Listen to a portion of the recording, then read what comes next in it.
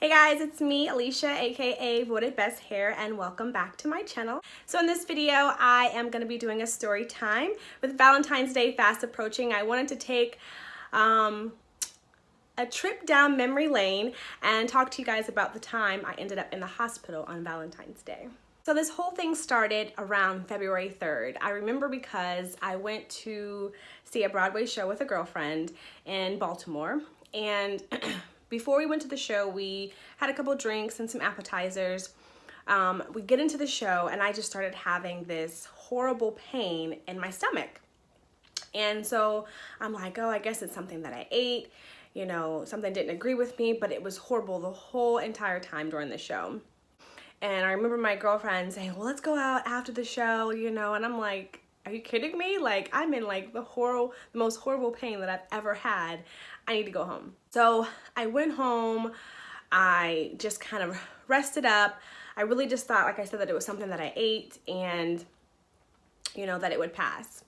And it did. So that next Sunday, I was fine. I was fine throughout the rest of the week. And then around Thursday, I started feeling the pain again. And still just, you guys, I just thought that I was constipated, you know, I just thought, you know, I just was having some stomach issues. I just wasn't for sure of what it was. That Friday, I ended up calling off of work, but I had tickets in New York City that weekend to see Chicago. And against my better judgment, I said, I paid for these tickets to the show. You know, my girlfriends and I are, you know, we are excited about going. We've been planning this all this time. I'm going. So we drove from Maryland to New York, and the whole time I'm in the car, curled up in the back seat, just like resting.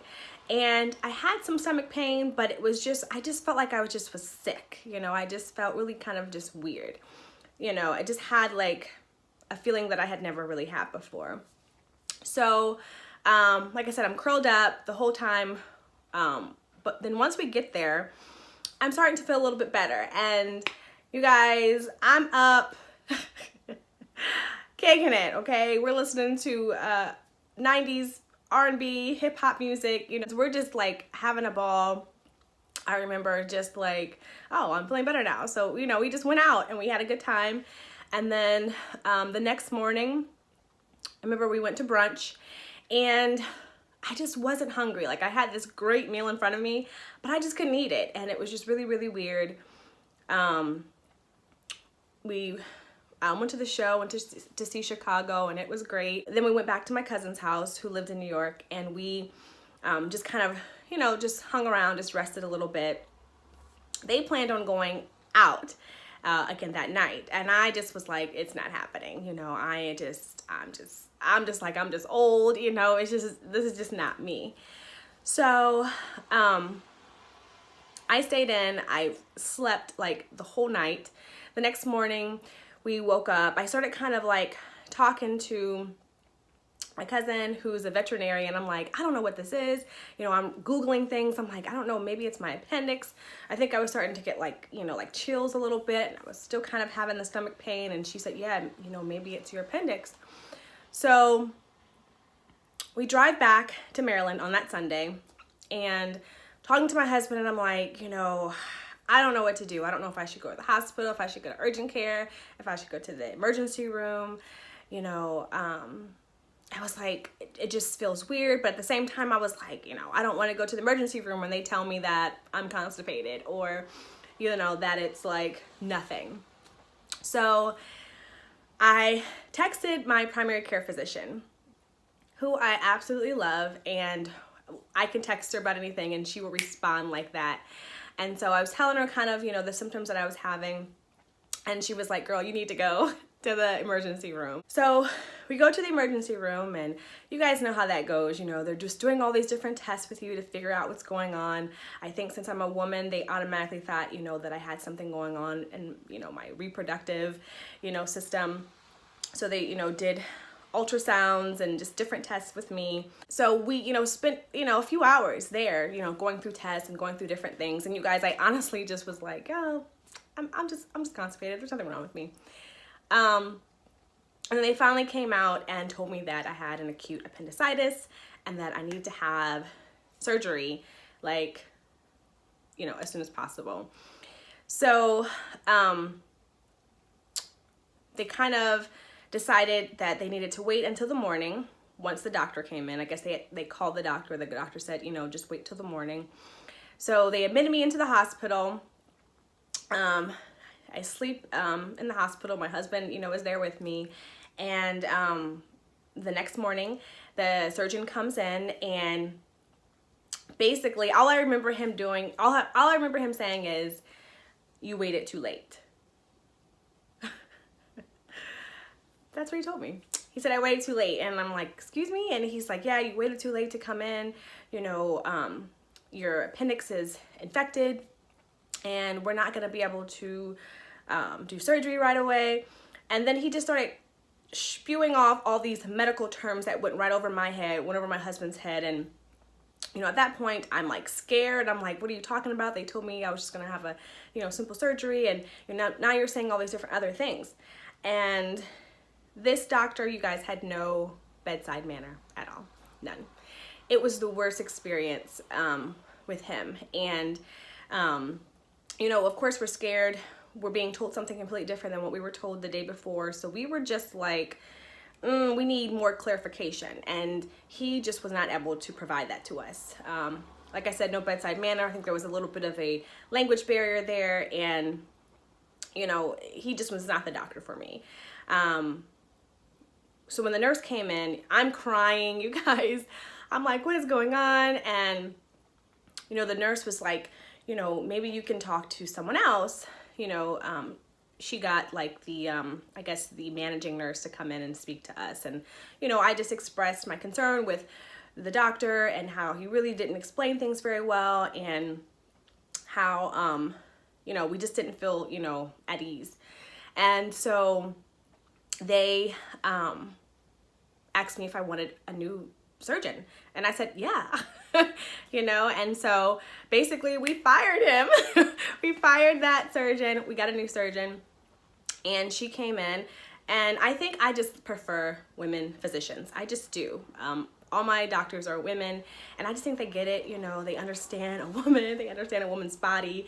They go through the same things that we go through, that I go through. So it's just easier, I think. Anywho, so the new surgeon comes in, and she explains things in layman's terms. So basically, what she said was that, I did wait. And I did. I waited like over a week before, I came in. And so she said that, that it was infected, and that they were going to have to go in and kind of like get out the infection. But at this time, they were not ready to actually go in and do the surgery, and that they were going to put me on antibiotics until my white blood cells got to where they needed to be, and to where it was going to be safe to do the surgery. So in the meantime, I'm on antibiotics. They're giving me more tests. I felt like I was just getting poked and prodded every which way. So after a day or so, they ended up doing the surgery, and the surgery was fine. I felt fine the next day. But then I started getting this really horrible, taste in my mouth. The smells were horrible. I couldn't eat anything. I was already on like a liquid diet anyways, but I just, everything. I could smell everything. You guys, it was so bad. It was so bad. And, I have to give it up to my husband, who was there with me every single day. And it's tax season. He's a tax accountant, you guys, and he was there at the hospital with me. He slept at the hospital with me every single night. And I'm sure, a horrible patient, because I couldn't sleep. I complained about him eating. I complained about the way the room smelled. they wanted me to walk around a lot to get my circulation going, and I could just smell everything in the hospital, if you know what I mean. Like everything, like I had become like a dog or something. Like my my senses were like on 10, okay? And it was just horrible.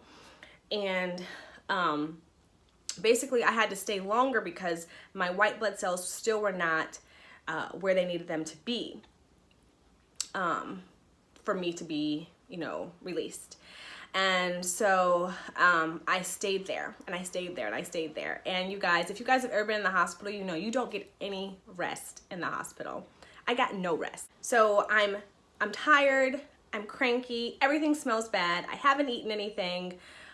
Every 5 minutes they're coming in to check my blood pressure, they're coming in to take my blood.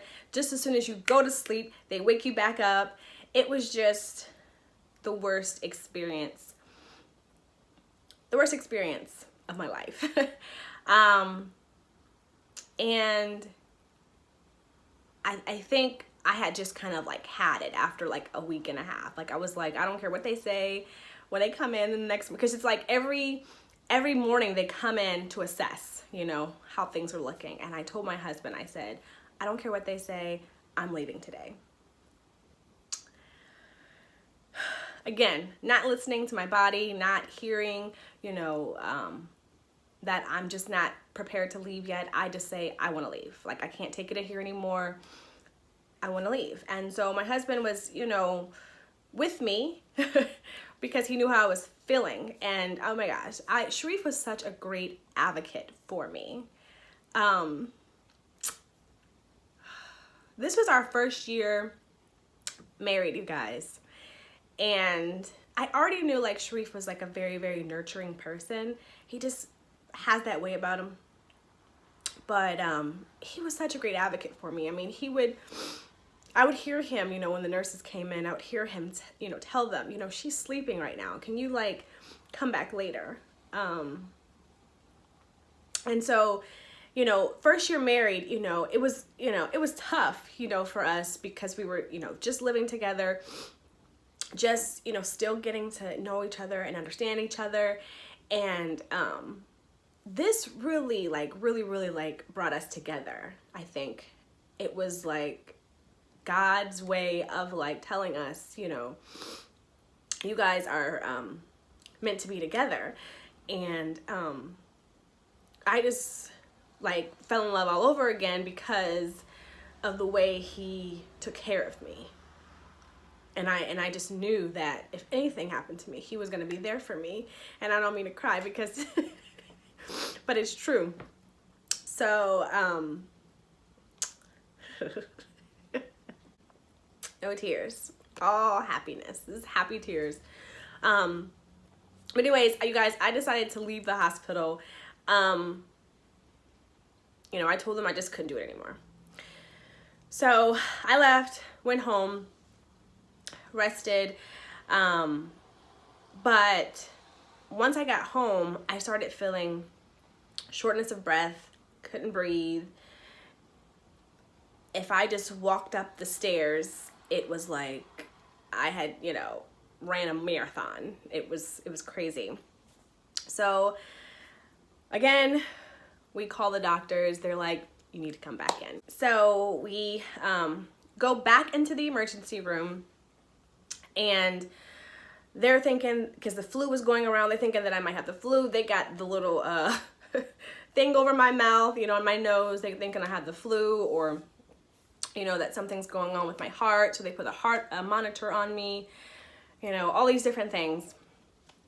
And it turns out that basically, because of all the IV fluids that they were, you know, putting into me, that that fluid got into my heart. And so that's why I couldn't breathe. And so, you guys, they had me on the wing for like older people who had like actual heart problems.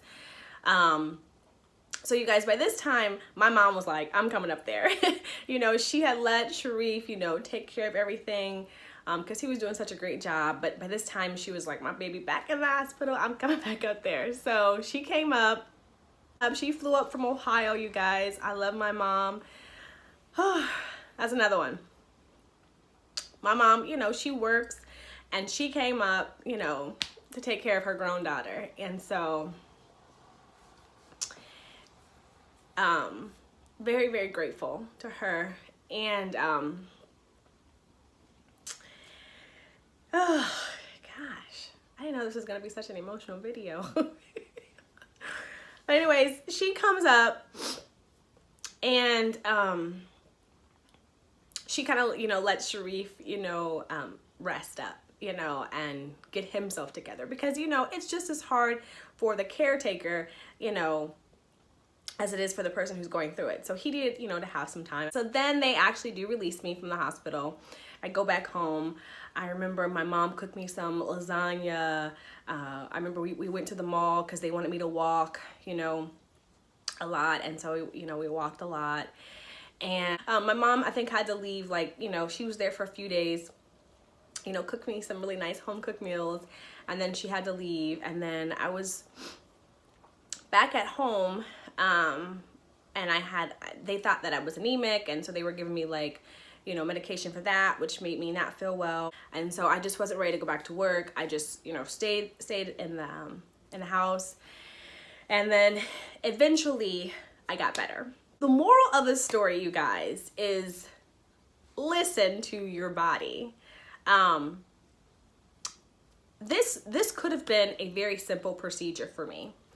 Had I listened to my body, like that first Saturday that I had the pain, if I would have gone to the hospital that Sunday, you know, I could have had this thing taken care of, probably like that, would have been, you know, out of the hospital. But because I waited for so long, because I waited for it to get infected, it just became a much bigger deal. And because I left the hospital before they told me to, it was just such more of a big deal. You have to be an advocate for yourself and for your body and for your health. And so what I learned from that experience was that, you know, you just don't want to take any chances. Now, thank God that it didn't burst, because that would have been a whole nother situation. So when I say thank God, I'm not just saying that, like, thank you, God, that it did not burst, you know, and that, you know, I just walked away with, you know, an infected appendix, you know.